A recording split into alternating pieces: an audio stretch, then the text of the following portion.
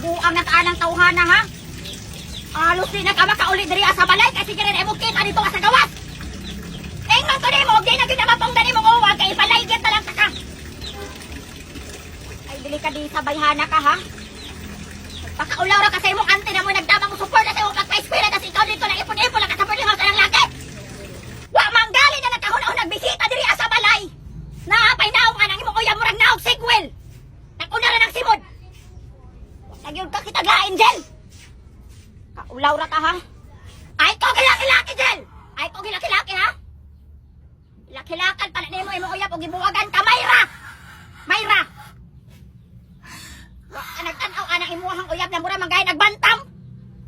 Hastang pangita. Purya saway. Gilumay siguro kang buanga ka ha. Kaya iya naman hilak-hilakan. Iya naman pagkamat yan. Di na gud siya mukaon. Profile pa kag kandila mura kag namat yang buanga ka. Pangutanan ako sa mga tao kinsa namatay sa ato ang panimalay ha. Pakaulaw ra ka. Niagi man sad ko ana sa una pero man ko naghilak-hilak. Ako pa hinoy gihilakan. Hapit pa kay mo papa magpaligis. Wala akong gibuwagan. Basin og mga video-video na po ka na naghilak-hilak ka tas iposte mo sa Facebook.